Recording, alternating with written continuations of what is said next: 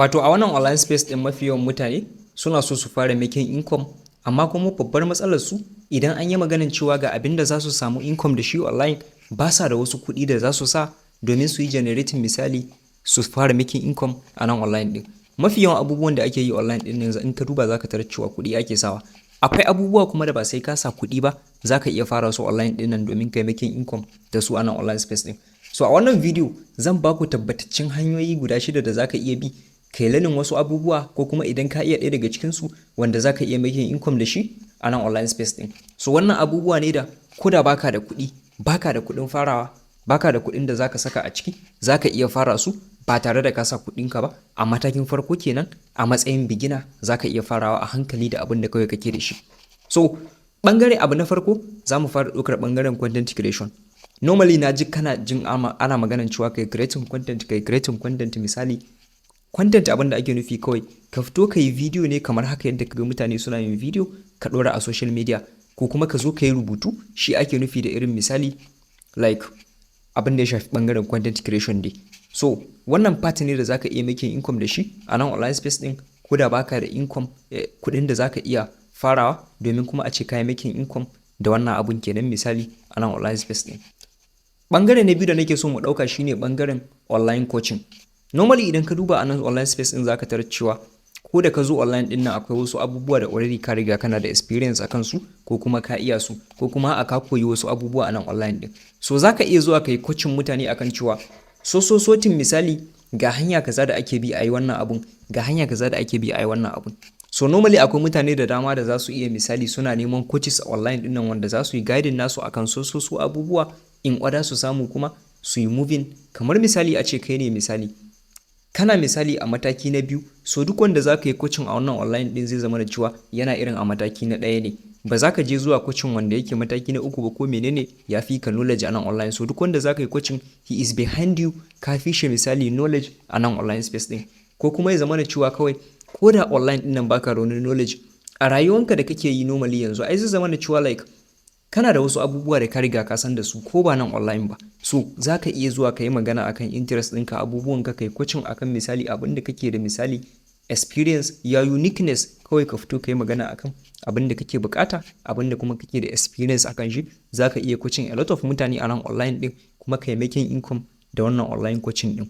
So on our list a nan ɓangaren abu na 3 da za mu ɗauka shine ɓangaren video editing. Normally video editing zaka ji mutane suna magana misali ana buƙatar video editing yanzu, ana making income da video editing. Wasu kuma still suna confusing akan cewa sai suna da wani laptop ko kuma wani abu. No, in kana nan online space din kawai ko wayar ka kake da ita, akwai apps da dama masu sauki da zaka yi amfani da su kai editing videos normally, kuma ya zama da cewa kana making income da wannan abin. Saboda akwai mutane da dama da ko ba professional ba suka samu wani cheap video editor wanda su ba sa da lokaci ne kuma suna so su saka video wanda zai musu editing video. So normally za su iya ɗaukan shi ya musu editing video kuma suna biyan shi, sai dai compare kuɗin da zai samu ba zai kai ɗan ɓangaren wanda a ce professional ba ne kai da kake koya misali. So za ka iya making income through an ɓangaren abin da ya shafi video editing kenan.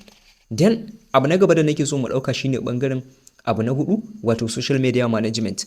Normally za ka ga cewa a nan online space din akwai mutane da dama like businesses wanda sun zo online amma ba sa da time da za su yi managing social media accounts ɗinsu, like suna busy saboda like kamar a ce suna da physical business ne sun kawo shi online sun buɗa mishi page, amma kuma menene ba sa da lokacin da za su tsaya su kula da wannan page in su yi managing abubuwa like ɓangaren post ɗinsu, comment section, handling customers da sauransu dai irin misali abubuwan nan. So in kana social media management za ka iya kulawa businesses da irin social media accounts ɗinsu normally, ya zama da cewa kuma kana making income da wannan abin, ko kuma like wasu irin public figures ko kuma wani abin dai ya zama da cewa kana making income da wannan social media management ɗin. Abu na 5 da yake list ɗinmu a nan shine ɓangaren abin da ya shafi online community. Normally a nan online ɗin zai zama da cewa za ka iya zuwa ko da beginner ne kai a matakin farko ka fara koyon wani abu. Wannan abin da kake koya like za ka iya building community akan cewa ga so abu kaza da kake koya. Idan mutane duk wanda yake da interest like akan wannan abin da kake koya, process in yadda kake bi kake abubuwan ka like shine abin da za ka yi guiding na duk wanda yake cikin wannan community din. For first time ma za ka iya fara free community depending on yadda kake structuring kamar tsara abubuwan ka, but za ka iya farawa da paid community ka saka mishi low price wanda bai zai yi tsada ba, misali duk wanda zai joinin ba zai ji wuyan misali saka kuɗi ya yi joinin ba, matukar dai wannan abin da yake bukata ne yake so kenan. So normally wannan online community abu ne da zaka iya providing group ka tara mutane wanda kuke da interest ɗaya, abu ɗaya kuke so, abu ɗaya kuke nema, abu ɗaya kuke yi, so ya zama na cewa ka yi guiding nasu, saboda misali maybe you are some step ahead of them a wani bangaren. So online community za ka iya creating misali community ka kuma ka yi making income through wannan community din, depending on yadda za ka saka mata misali price wanda za a samu access da community ɗinka. So wayannan abubuwa ne da kawai za ka tsaya ka yi structuring kanka ka ce okay like, so wayannan abubuwan da ake samun income da su online, so ni menene nake ganin zan iya yi, ko kuma menene ya dace da ni a ce nayi, ko kuma menene zai fi min saukin koya a ciki.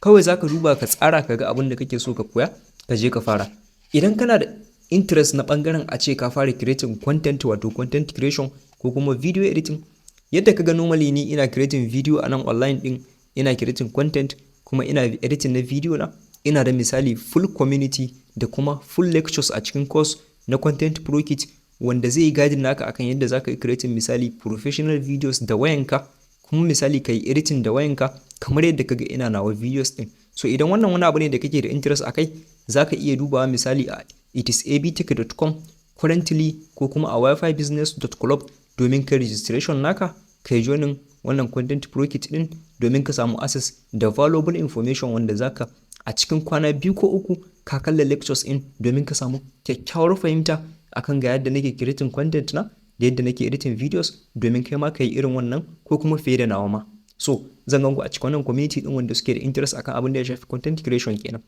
Idan kuma ba creating content kake yi ba, kai akwai abin da kake yi a nan online space din shi kadai ka mayar da hankali kake koya yanzu, baka so a ce ka fara wani abu, ka gaya mun sunan wannan abin a comment section misali. Idan kuma kana so a ce ka fara content creation ko kuma video editing, ka gaya min sunan content creation ko kuma video editing a comment section, ka rubuta min, ina jiran comment naku mu tattauna da ku. So zan ganku a video na gaba. Yos, AB Tech.